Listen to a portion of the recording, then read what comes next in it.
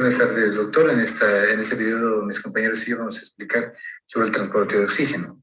En los organismos aerobios, el sistema de circulación es cerrado, lo que quiere decir que nosotros captamos oxígeno del aire y eliminamos dióxido de carbono. El oxígeno lo usamos para poder hacer uso, dígase, de combustibles como la glucosa y los ácidos grasos, y eliminamos el dióxido de carbono por la respiración. Para la respiración, para el proceso respiratorio tenemos dos proteínas, la mioglobina y la hemoglobina. La mioglobina, que es una proteína que se encuentra en los músculos y es exclusivamente de almacenamiento de oxígeno. Está compuesta por una sola unidad de globina. La diferencia de la hemoglobina, que es una estructura, que es una proteína que se encuentra en los eritrocitos y que no sirve para almacenar, sino que sirve para transportar oxígeno desde los pulmones hacia el tejido periférico. En los pulmones es donde tiene más afinidad por el oxígeno y en el tejido periférico es donde pierde esa afinidad por el tema de la presión parcial de oxígeno.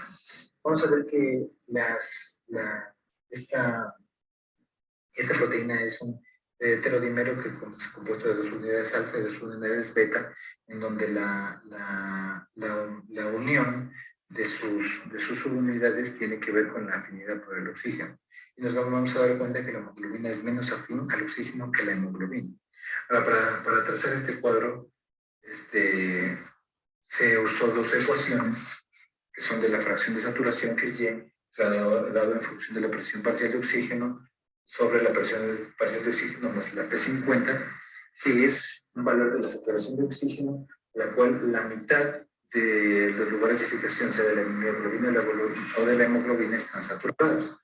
Eso para la hemoglobina, porque tiene una sola subunidad. La hemoglobina, en cambio, requiere de la misma fórmula, pero tomando en cuenta este valor n de la fórmula, que es el coeficiente de Gill. Que el coeficiente de Gill es un valor que nos dice cómo influye la saturación de una subunidad sobre la afinidad para la saturación en el resto de subunidades, tomando en cuenta que la hemoglobina se satura cooperativamente.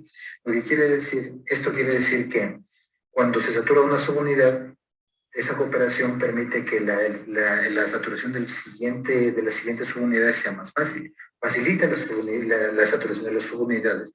Por eso es una cooperación positiva, porque es más fácil, es difícil que se sature la primera subunidad, pero el resto de subunidades se saturan con más facilidad. Ahora vemos en este cuadro que la afinidad, la saturación, lo vemos aquí, sobre la saturación de oxígeno, sobre la presión nos da dos curvas, una para la mioglobina y otra para la hemoglobina. Nos damos cuenta entonces que la hemoglobina requiere de un aumento de presión para poder ir saturando sus lugares de fijación, a diferencia de la mioglobina, que requiere poca presión parcial de oxígeno para saturarse completamente. Entonces la pregunta es, ¿por qué hay una diferencia? Es precisamente por la situación fisiológica. Nosotros cuando respiramos, el oxígeno lo capta la hemoglobina para transportarlo a los tejidos periféricos. Entonces, en los pulmones hay una alta presión por el tema de la mecánica ventilatoria. La hemoglobina capta el oxígeno y lo lleva a los tejidos periféricos, y a medida que lo va llevando, disminuye la presión parcial de oxígeno. Y entonces cuando llega a los tejidos periféricos, la hemoglobina está más lista para recibir dióxido de carbono. A diferencia de la mioglobina, que en cambio requiere, que es la que fija en cambio el oxígeno que la hemoglobina dejó en los tejidos periféricos y que almacena para poderlo tener disponible para la mitocondria y para los procesos oxidativos.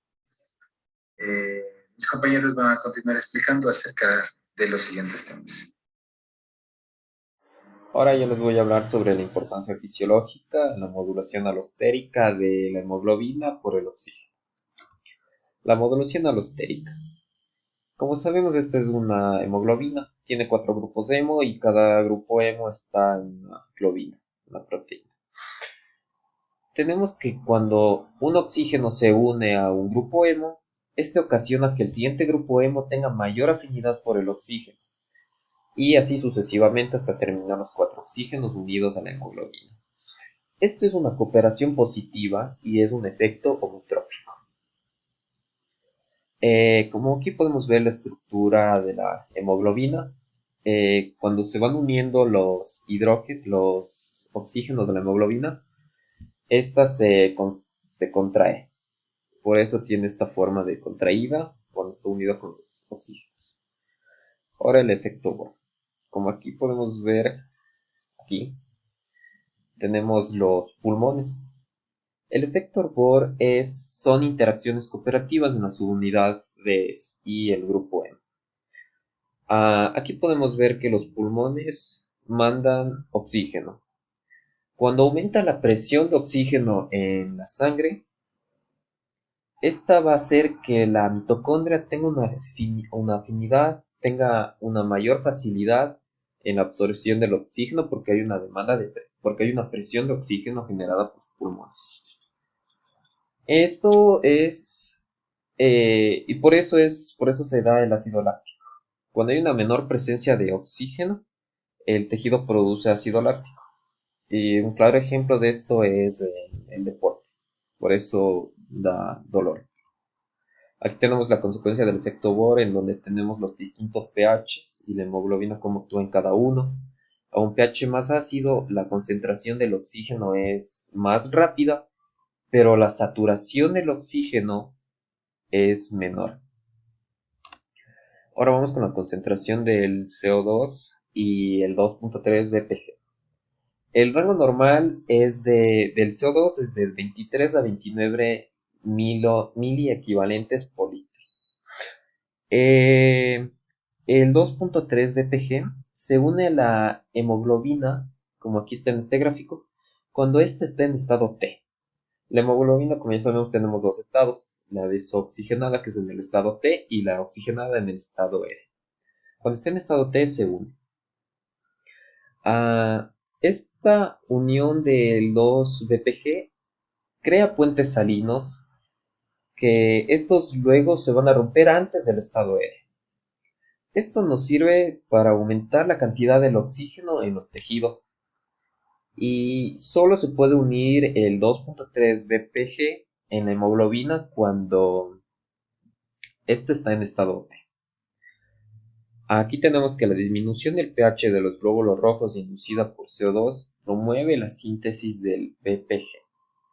Esto es porque a menor pH se necesita una mayor demanda metabólica de los tejidos, por eso aumenta la producción del BPG y manda más oxígeno a los tejidos.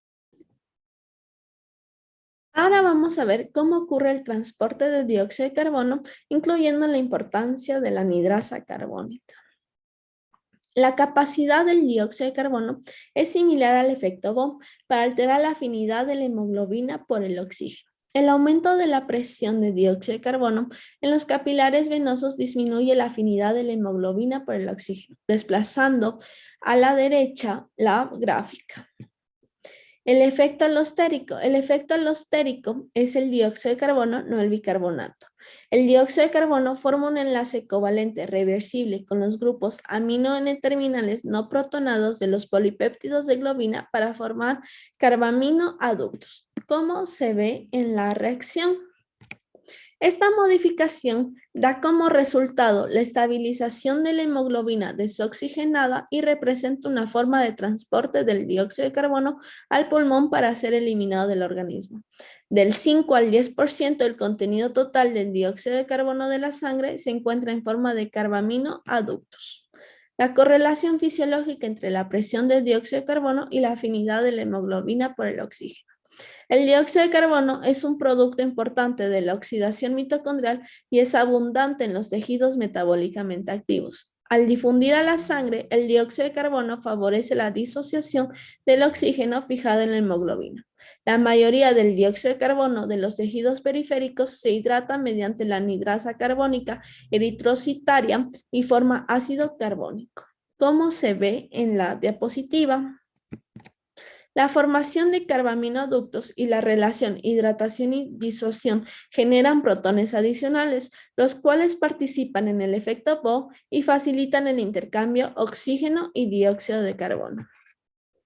El retorno a los pulmones. La sangre transporta el dióxido de carbono mediante dos formas. La primera es el carbaminohemoglobina, en la cual la sangre y la hemoglobina se encuentran una presión de dióxido de carbono baja. Mediante la ley de acción de masas se revierte la formación de carbaminoductos y se fija de nuevo el oxígeno. Y la segunda forma es la pareja ácido-base conjugada del ácido carbónico y bicarbonato. La anhidrasa carbónica en los hematis en los capilares del pulmón convierte el ácido carbónico en dióxido de carbono y agua, los cuales son expirados hacia la atmósfera. Las consecuencias del trabajo muscular. Estas son dos. La primera es los efectos alostéricos de hidrógeno y dióxido de carbono como subproductos del metabolismo aerobio y liberan calor. Mediante la afinidad de la hemoglobina por el oxígeno disminuye al aumentar la temperatura. Gracias.